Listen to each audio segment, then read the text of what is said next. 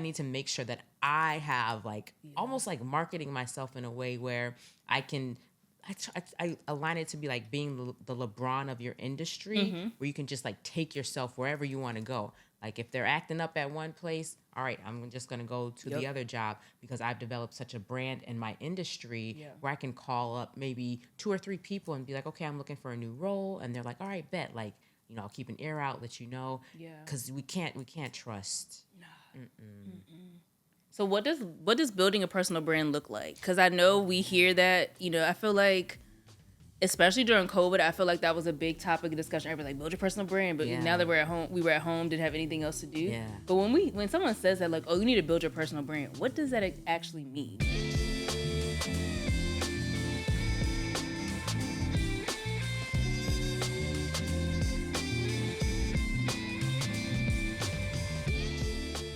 Welcome to the Kickback with Keri podcast. I'm your host, Keri Henderson, and today I'm kicking back with Portia, a social media strategist and LinkedIn coach. She has over 10 years in social media and content management, and she helps her clients level up their LinkedIn, gain clarity, and make more money.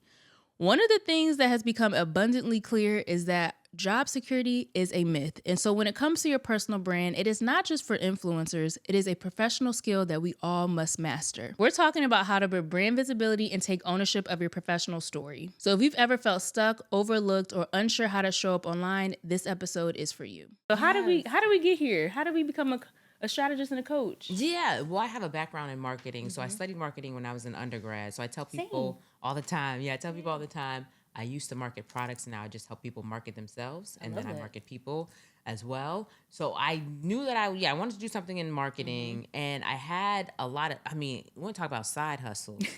I had a lot of different jobs. Yes.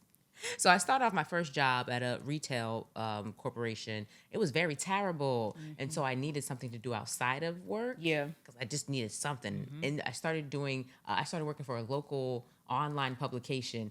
And the way you got paid was by the number of views that you got on your articles. So I had to promote them. So I was using Twitter at the time to promote. So I learned how to use Twitter. And then I can't remember if I was using Facebook or not. Either way, I just learned how to use the internet. And then I had left that terrible job to go to a nonprofit. Yeah. And because social media was so new, this was back in the day. Like it was only Facebook, Twitter, and YouTube at that point. Yeah. Yeah. Yeah, way back in the day. So since nobody knew what was going on. I was like, girl, we've been around for all the iterations. Yeah, for all the things. Like I remember when Instagram launched, and it was like just like people were posting photos of pizza and random stuff. Yeah, random stuff. Yeah. There was like no strategy or anything. So random. So then, because the nonprofit, that nobody knew anything about social media, I was just doing whatever I wanted. So then from there, I just like got into the world of social. And then it's again, all types of different side hustles. Yep. I was doing resumes and LinkedIn profiles. And I didn't really like doing the resumes. And I was like, I like match my marketing skills and then do LinkedIn and help people market themselves. Yeah. And then I always loved teaching. So that's how like the speaking came in and like doing the trainings. And so I'm able to do both of those. One of the things you and I mentioned, we talked about offline, is like we want to get into personal branding because we in a crisis when it comes to job security. Crisis. I think there's always in the back of your mind that your job is not secure, but I think that's been more evident, especially being in the DMV area and this year than any other time that we can remember. Because, child, it's a lot. Yeah. So why should we focus on building our personal brand? Yeah, well, also I'm a millennial, so I graduated during the recession. Same. So I'm very almost jaded in a sense. And also I used to have this professor in undergrad. This man was wild. My finance professor, I always remember him. He would tell us all types of stuff. He would be like, Social Security ain't secure. Ooh. He would be like, you need to look out for yourself. He would be telling us like how to like do like different, get an LLC, get a van, do this, he was ahead of his time. Ahead of his time, girl. Because now that's everybody saying the same thing. Like y'all need to have 5, 6, 7 side hustles going on or something. Something. Yeah. And so I always remember that professor. Then graduating during the recession, to me was like, oh, I can't trust in none of these organizations at all. Like I need to make sure that I have like almost like marketing myself in a way where I can I align it to be like being the LeBron of your industry, where you can just like take yourself wherever you want to go. Like if they're acting up at one place, all right, I'm just going to go to the other job because I've developed such a brand in my industry where I can call up maybe 2 or 3 people and be like, okay, I'm looking for a new role. And they're like, all right, bet. Like, I'll keep an ear out, let you know. Yeah. Because we can't trust. No. So what does building a personal brand look like? Because I know we hear that, I feel like, especially during COVID, I feel like that was a big topic of discussion. Everybody's like, build your personal brand. But now that we were at home, didn't have anything else to do. Yeah. But when someone says that, like, oh, you need to build your personal brand, what does that actually mean? Yeah. I mean, you said it exactly when we were talking about the LinkedIn profile, but basically developing how you want people to perceive you. So when I do the workshops, I do a section where we develop our own personal brand statements. And I tell people, like, this is your North Star of how you want people to perceive you in your career, meaning that when they come to you and ask you to do stuff that is not in alignment with how you want to be perceived. So if you want to be perceived as somebody who is reliable, who is knowledgeable, and who is like the best presenter in the organization, if they come to you and they say, hey, Mr. Bob's retirement party is coming up, can you help plan it? You got to ask yourself, do I want to be perceived as the person who is helping plan Mr. Bob's retirement party? If that's a part of your brand, go for it. If not, tell them, you know what, I have things to do. And that's not one of them. This is not one of them. So you got to make sure that you're very clear on how it is you want to be perceived. And the examples that I always give is like, if you think of your favorite like public figure, like I use Michelle Obama as an example often. It's like when you say her name, people think of very distinctive things when it comes to her. But that's how she is publicly. We have no clue what she's like behind closed doors. But she's she's done very different iterations of what she is like publicly, but she's like, to the core, that public persona pretty much stays consistent. Yeah, it stays consistent. But we don't know what she's like. We don't know. Yeah. But that public persona and her personal brand is very strong. That is true. What are some of the misconceptions you've run into when you work with clients about building their personal brand online? Like, I'm sure you get pushback. I know you get pushback, especially from Black women, because I think one of the things I thought about when I was thinking about us chatting today is that we've been told, like, if you do good work, it'll speak for itself. Like, and it's funny because I saw someone post recently, like, you need to, you can be humble, but you need to brag about yourself. But we've been conditioned to think like the work that we do is going to speak for itself and be good enough. So what's some of the pushback that you get when it comes to either, building your LinkedIn profile or when you're doing your speaking engagements and you're talking about personal brands that you hear from people? Oh, the main thing is, I don't want to brag too much. Like, that's the main thing they always say is, I don't want to brag too much. Yeah. Or they say they don't want to look like a fool publicly. That's like the two biggest things. So it's like, I'm talking about, okay, you're going to develop your personal brand statement. Then you're going to work on like developing your career narrative. And your career narrative includes the things you have done in your career. Right. So it's not bragging because you've done things. You've done these things, right? And they're always like, well, my work speaks for itself. According to whom? Like, what are you talking about? And it's really interesting because that terrible job that I had was my first job out of undergrad. There was this one woman who, I was only at that job for a year. I swear she got promoted like every 3 months or something. Like, she got promoted a lot. I was like, what is so great about this girl? She knew the people. Yeah. She positions herself as the person that was like, I'm the person who goes and talks about the new products and the new things. She knew the people. And that's like, when I tell people when you're pushing back, I understand it's scary. It's scary to put yourself out there. Yeah. Whether it's in person in your career or online, it's scary to put yourself out there. But it's something that you have to do. And again, you've already done the work. And then when they have to push back about, I don't want to look like a fool. And it's like, how are you going to look like a fool? That's what I would want to know. Like, how would you look like a fool if you're sharing what you've done? You've already done this. Like, or if I say, you may want to start creating some content, develop thought leadership, they're like, it's going to be hard. Yes, it is. But you still need to do it. You need to do it. But have you seen any pushback? Because I'm wondering too, depending on where people work, because I actually had a conversation with someone. We know a mutual videographer, and she was like, well, there's one job that she has full time. It's not the best working environment, but it's a job.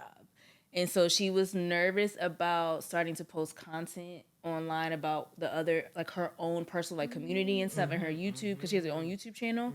And she was nervous about it because she already knew that the people that she worked with, didn't necessarily care for her too much, and she didn't really want to give them a reason to like, oh, maybe you really want to be doing this content and stuff. So like a reason to push her out. So what do you tell someone who's like, I hear you about showing up online to build my personal brand and thought leadership, but I also work in a career that may not feel like it's a safe space to do that. Absolutely, yeah. If it's not a safe space to do it, then you shouldn't do it at all. So like, your friend who's struggling with that. Like, she started posting, but I think in her mind, she didn't want to give them like a reason. But then it's like, at the same time, you're also holding your own self back, worrying about what could or couldn't happen. So how does someone navigate that? I mean, that's a great question. I would say if you know for sure you're going to get pushback from them, I would say don't do it on the platforms where they may be checking you out. So like LinkedIn is just one of the platforms. You may want to go to TikTok or to Instagram and also think about your audience, like who you're trying to reach. Like, are they actually active on LinkedIn? If not, go to TikTok or Instagram or even go to Threads. Like I know a lot of people, or Substack, like that's do something like that, right? That's a big one for people to do. But yeah, I completely understand. Even like you said, like holding yourself back because you're thinking about what they may potentially do. Girl, people are crazy these days. They're out of control. So if you have if you understand that this is like just a paycheck that's helping you fuel other things, then that's also a helpful perspective to take. But I would be very cautious because boy, nosy coworkers. Oh my gosh. Yeah, I remember we talked to Melanie. She used to work in a toxic work environment, and she said even when she left, people would because LinkedIn snitches on everybody. So anytime you look at somebody's profile, she would see old coworkers looking at her profile, or they'd reach out to see like, oh, hey, how are you? Like, what are you up to? Because she didn't post maybe like 6 months after she left. She just took a break because she was trying to figure out what was next.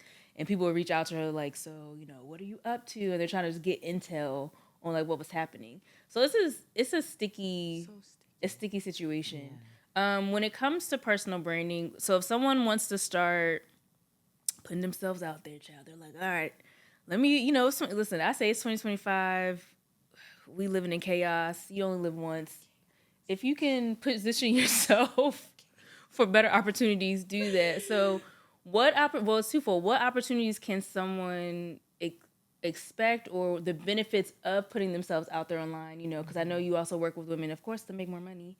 So what have been some of the benefits of someone, say, okay, I'm gonna take my personal brand seriously, I'm gonna start showing up online. What are some of the things or results your clients have gotten from that happening? Oh, that's a great question. So if it's somebody who's in the corporate space, like one of my clients, she knew specifically that she wanted to get a promotion.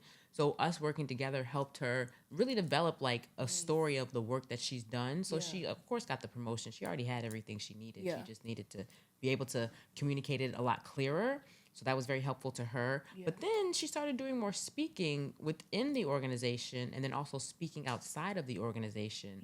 So with my clients, it's really that they get the clear story of what they do and being able to communicate it better, which leads to more opportunities, whether they want a new promotion or whether they're looking for new clients if they're a business owner. Because I work with a lot of women who are business owners who want to put themselves out there. Like a lot of them get more speaking gigs. Like if they're like, okay, I really want to do more speaking, put myself out there. If you start posting on LinkedIn, post that you did a couple speaking gigs, you're gonna get more people interested. That is true. Yeah. So then you're debunking the myth, because there's been a lot of discourse on non-LinkedIn platforms like Threads I've seen and TikTok. A lot of people, they're like, I don't like LinkedIn. It's not. I guess in their mind, maybe they're thinking it's still supposed to be a job board, because they're just like, it's not like it used to be, and I don't want to see people talking about personal stuff and blah blah blah. What would you say to people who have that type of response about LinkedIn not being a good platform to use? So I know we use it for our own personal brands. You use it for your business. I use it for the podcast. And I'm like, I look on YouTube and like, externally, LinkedIn is a great resource to get people to watch videos and stuff. So what do you say to people that don't really understand how LinkedIn can work for them now?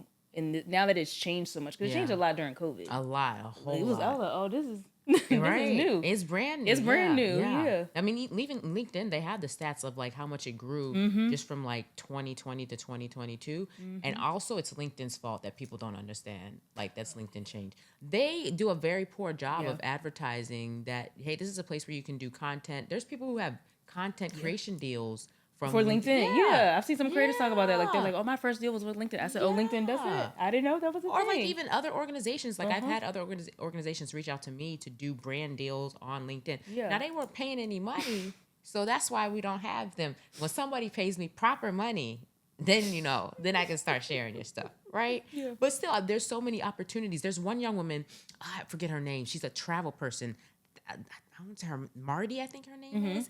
She gets a lot of her connections to do like brand deals from people she's meeting on LinkedIn. Oh, wow. Yeah, so I think that it's LinkedIn's fault, one, for not doing the advertisement. And also, I can see why people don't like it is because when you go on LinkedIn, you see a lot of the, oh, I'm so humbled and honored and whatever. Nobody cares. Or somebody was like, or they'll use like, oh, this event happened in my life and this is how it converts to building a business. And it's like, now, come on, y'all. Come on. Relax. Yeah. But it's just like any other social media platform. You can curate your news feed. Yeah. Like the stuff you want to see, do more of that. Like engage with more of that content. I tell people spend a month on LinkedIn, 10 minutes a week. Yeah. The content you do like it, make a comment on it so you can see more of that. And you can control who you follow. Yeah, and you're connected to. I don't understand why people can just unfollow people that you're not really interested in being connected to. So when it comes to creating your LinkedIn profile, what are some biggest mistakes people are making? Oh, there's so many mistakes. I know you see a lot. Oh my gosh. I think the biggest one for me is in your headline, not including keywords related to the industry that you're in, or like you said, talking to your future self, the industry that you desire to be in. Yeah. Because people don't understand that LinkedIn recruiter version looks very different from the LinkedIn personal version. It's very keyword heavy. So just like all the other social media platforms, the more keywords you include, like people always talk about SEO on TikTok, it's the same thing as your LinkedIn profile. Like the more keywords you include from your industry or the one that you desire to go into, the higher it's going to show up in the search results. Yeah. So the headline, people will literally just put like, oh, I'm a project manager at, Deloitte. And it's like, well, what else? You're more. What exactly do you do? And what else do you do? What else is there going on here? So including more of those keywords in the headline, that's a huge one. And also, people will often put their about section in the third person, like a bio. Yeah. I don't understand. Like they're not reading your profile. Yeah. But there's lots of mixed advice on like what to do with your about section. And I think that's the problem too. It's so many different advice going on. Yeah, about what to do. But it's literally your career narrative where I tell people all the time, you got to tell people what you do, how you do it, and why you're so good at it. Bios often do not include why you're so good at what you do. So you need to put it in the first person to tell people about the work that you do so that when they look at it, they're like, oh, we need to hire this person. Bios are not, you're not usually reading it and being like, oh, we need to hire this person, right? Like, that's what you want your about section to read like. Yeah. That's another mistake. Okay. And then also people in the experience section. The bullets. It's like, y'all, you have, the bullet points have to align with an impact, a result, something you did. But, it has to reflect your impact, y'all. Yes. You have to really talk about, I know it's hard, especially when people are in their jobs every single day. It's like hard for you to be like, well, I don't really do anything. Yeah. No, you do stuff. So that's why I tell people you got to keep track of these things. Yeah. Like keep a wins folder or something. Which is a really good idea. I need to do that. Yeah. I forgot to do that. I saw you post about that before and I was like, oh, I need to do that. Yeah, you got to do it. Yeah. Yeah. Because the experience section, it'll just be like 10 meetings with... There's more to you than that. Instead of 10 meetings with the CEO. With the CEO. Nah, you're doing a lot. Yeah. So talk about those impacts, the results. Yeah, please. And then for someone, one of the things I think people struggle with too when it's showing up online is like, because there's a lot of advice like post as many times a day. Because even I did the, LinkedIn had, I forget what they called it, but it was like a little workshop. They had 2 or 3 sessions that you could go to, and it was showing you the different types of content to post, like different types of posts. Nice. But it's like, okay, you post 3 to 4 times a week, you do this, you do that. How do we find this balance between being strategic, one for an entrepreneur, right? So we want to use our LinkedIn to bring people to our profile to learn about a business, or you want to be strategic about positioning yourself for a new career opportunity. Right. But also being authentic and not wearing yourself out with trying to post, because it's like, I feel like with these platforms, you're always feeding and have to go against this algorithm, right, to stay in front and center, really. So how do we balance the strategy with being authentic and keeping track or understanding our capacity? Oh, that's fantastic. Yeah, I like this. That capacity. Yeah, it's very important. I tell people all the time, number one, we don't own these platforms. Correct. Right? So like that's why you hear a lot of people talking about tech feudalism right now. Like we don't own none of this stuff. Your main goal is to get people off. That's my thing. Yes. Off and onto your newsletter.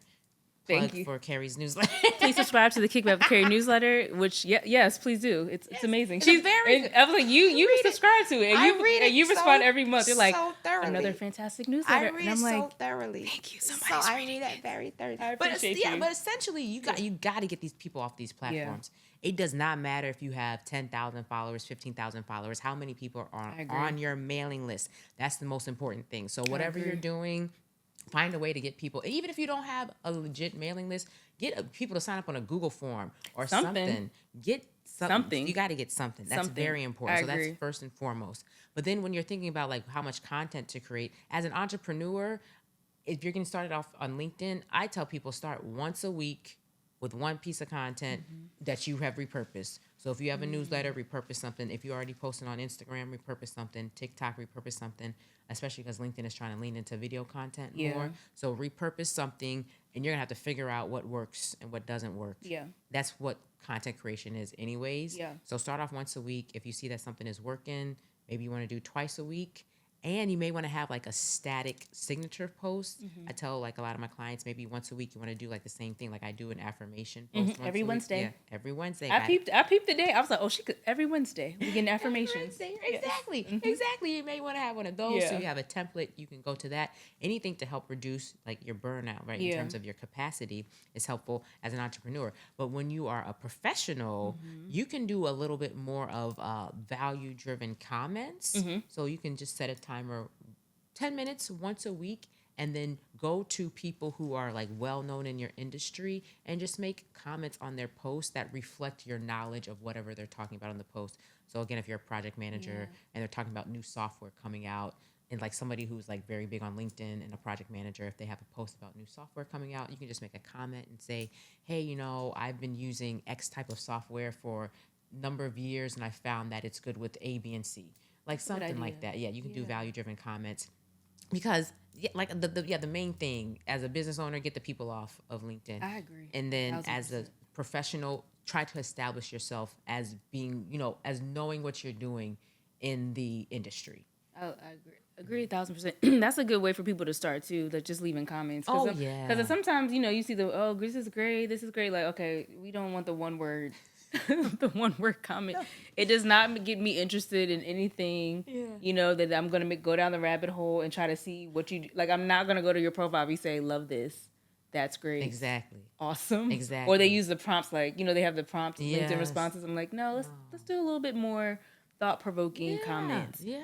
So to tie all of it together with the personal branding and, unstable lack of job security, what does it look like for professionals, especially Black women? And I ask that because, we've seen the statistics with over 300,000 Black women have lost their jobs since, I think, December or January. Terrible. And it's just like, what does it look like for us, especially Black women, to own our careers at this state with, we're dealing with that.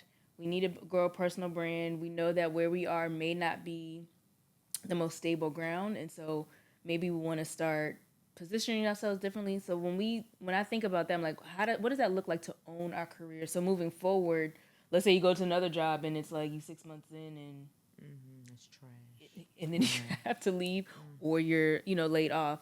You still have some type of ownership of where you're moving. If that question makes sense. Yeah, I think the most important thing is when you are developing your personal brand is to find those people who you can call up. Okay, like when you're going to, like a part of your personal brand is knowing who to align yourself with when you're in your job, in your career. Like I listen. The ones who advocated for me the most in my career have been the white guy who nobody messes with, right? And I've always said, like, if I ever needed a job, there are 2 white men who have advocated for me that I know I can call. Yeah. I know I can call them, and they always get emails from me because, like, I want to make sure I keep in contact with them. Yeah, absolutely. So, a part of your personal brand is finding out who you can align yourself with, who you can trust, that person who you can call. Yeah. And I always think that a way to own your career is by developing those relationships and just like setting a reminder on your calendar, just like maybe 3 or 4 times a year, just send that person an email and just check in and say, how are things going? Yeah. Here's what's happening in my career. Just wanted to keep you abreast of things that are going on so that when something does happen,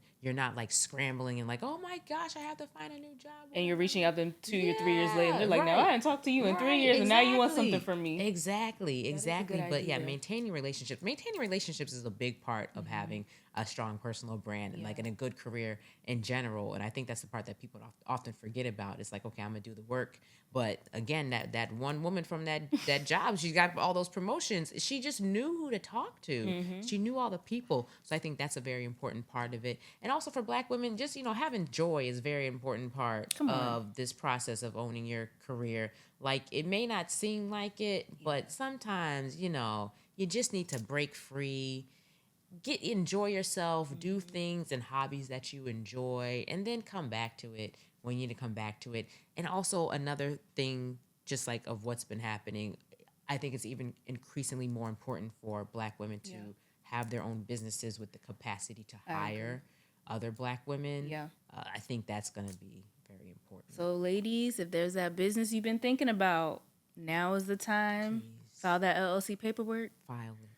Hit up Portia to get your LinkedIn profile together and start posting your content to talk about your services and talk about the value that I'm serious, talk about the value that you bring, because we have so much knowledge, and I think, especially federal government employees, they have a lot of knowledge. Oh my gosh. So much knowledge. Wild. You can make a digital and I say this, and I don't say this to sound like people online that are like, oh, you can just create a digital product tomorrow on Canva and you can sell. I'm like, they forget the part that you still have to promote it. Right. That's you still have to market it. You still have to have a system. You still have to know how to do sales calls. Yeah.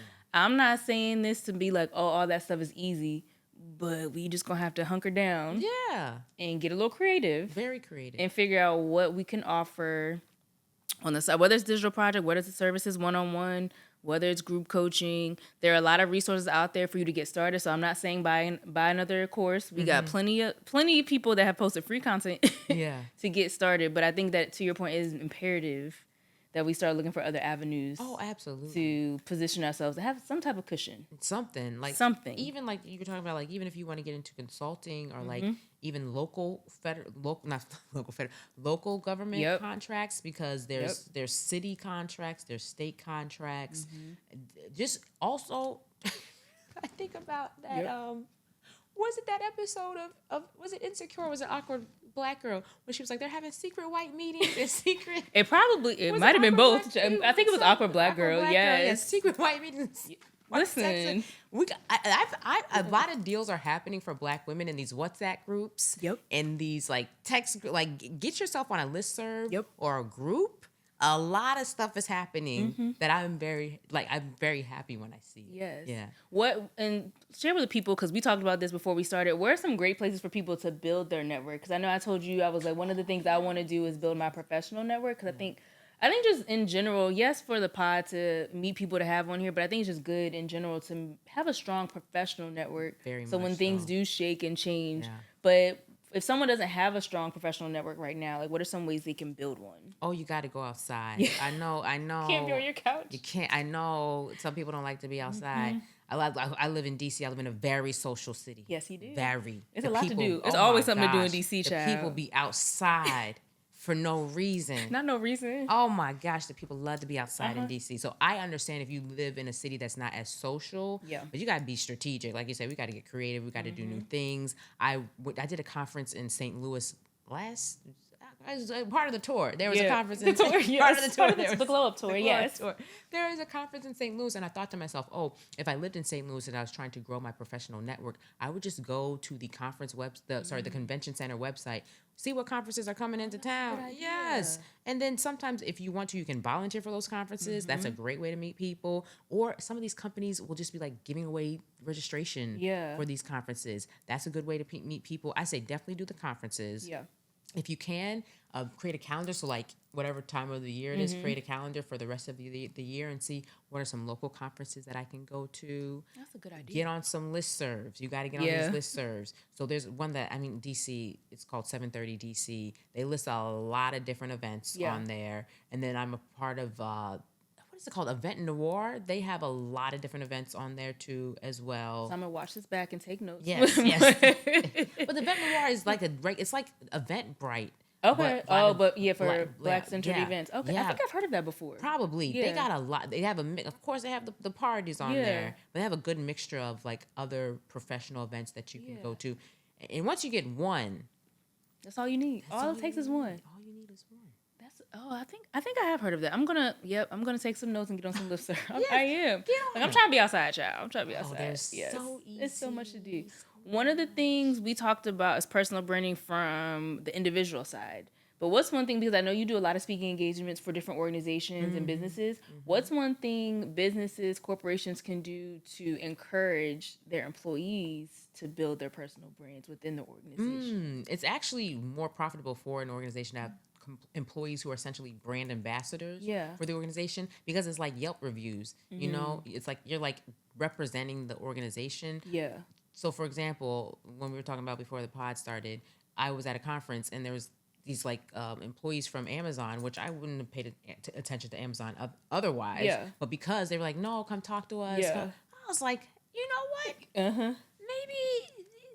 Maybe I'll consider this. Yeah. But otherwise, if it weren't for the employees. But if you can get your employees to be brand ambassadors, you're going to spend less money on advertising. You're going to have a higher retention rate for people whom they bring in, like as their referrals. It's just going to be overall better. And also, if you have your employees create content online, especially those interns. If you can get the interns to create, that's a good idea. Oh my gosh. Yeah. That's why sometimes I'm like, these companies, what are y'all doing? Like, get these interns to make these TikToks about that's a great idea. About your company.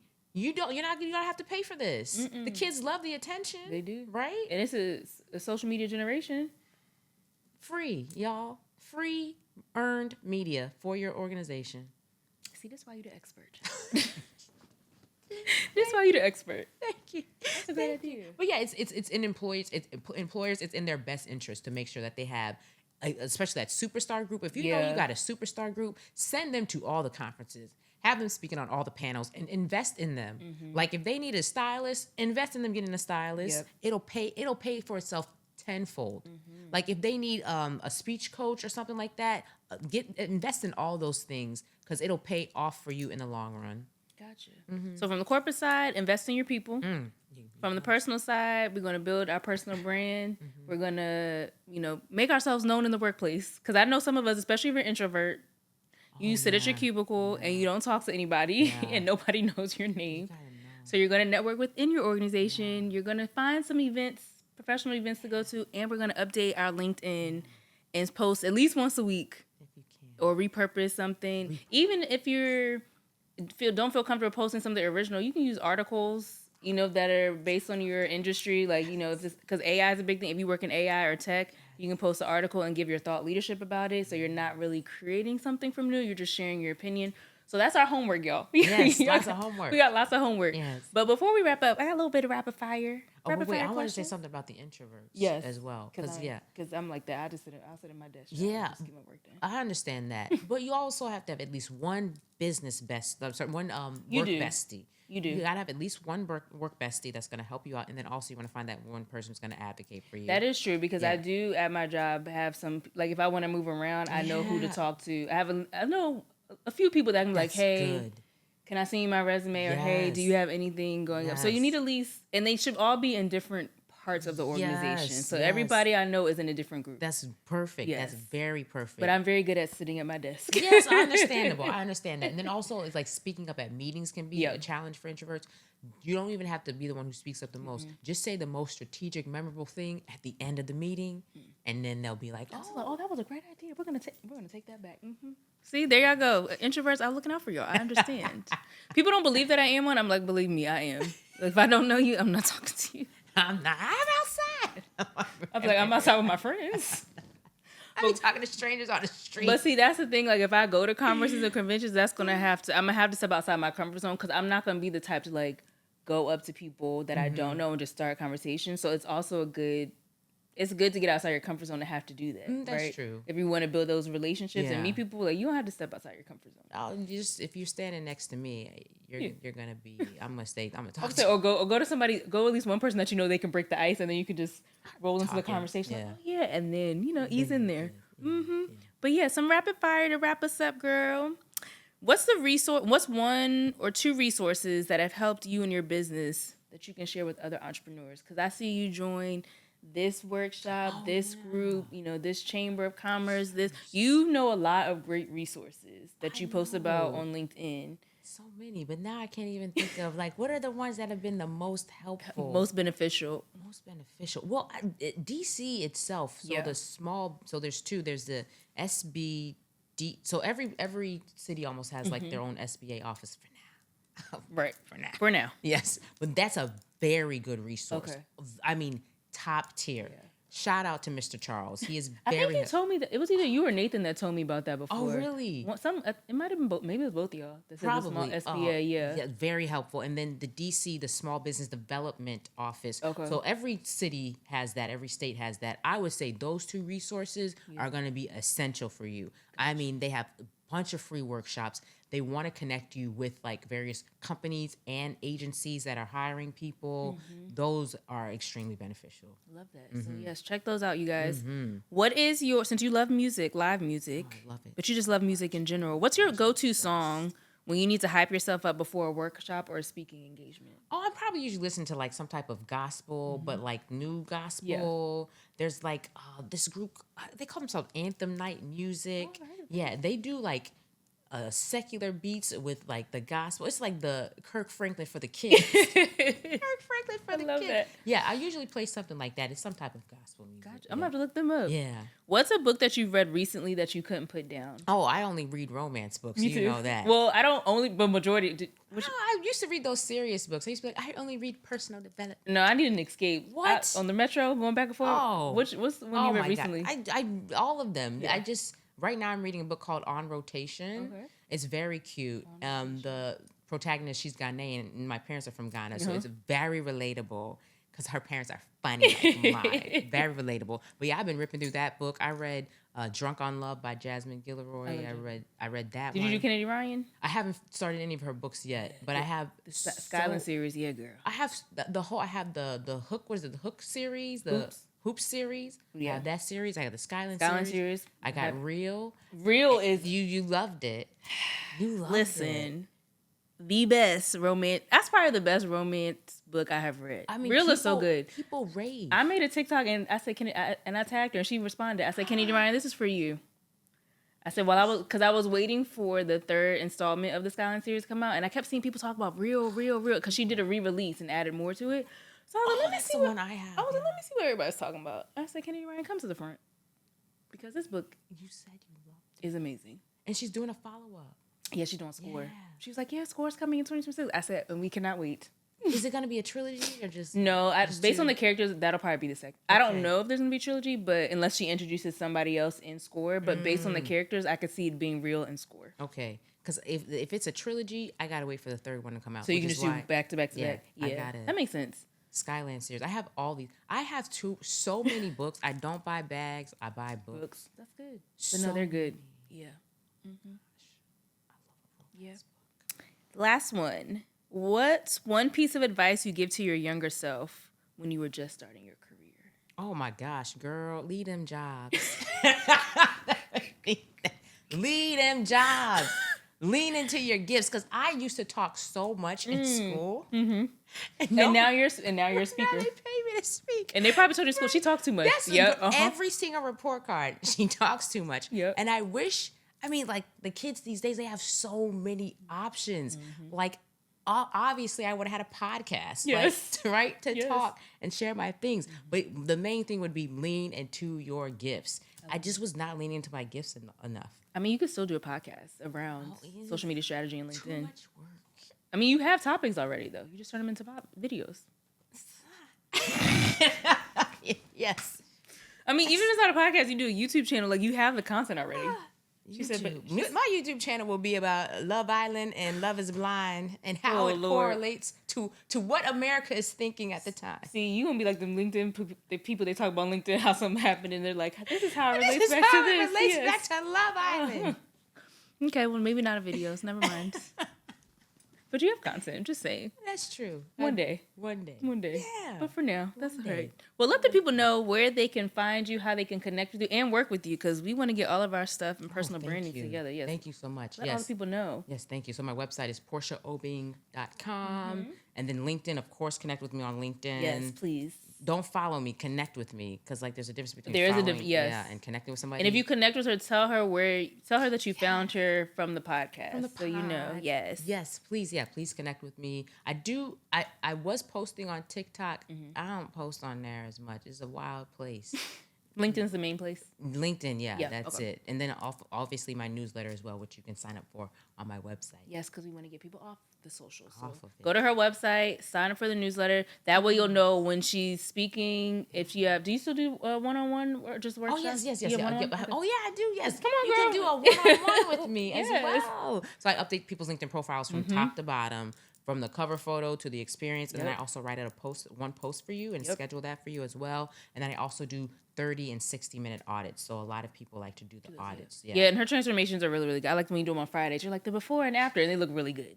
So make sure you go to the website, check out her website to sign up for the newsletter, one-on-one. If you want your whole LinkedIn redone, 30 to 60-minute audits. Follow on LinkedIn, and thank you so much for joining me on the couch thank you for today. having me so much. It's such a timely conversation. So this worked out perfectly to have you reach it, because I was trying to get Portia on the pod for a while, but everything happens when it's supposed to, and this is timely considering what is happening. So I appreciate you for being here. No, thank you so much for having me. Of course. Thank you guys for tuning in, and we will see you on the next episode. If you enjoyed this episode, drop a comment below, and don't forget to subscribe to the Kickback with Keri newsletter.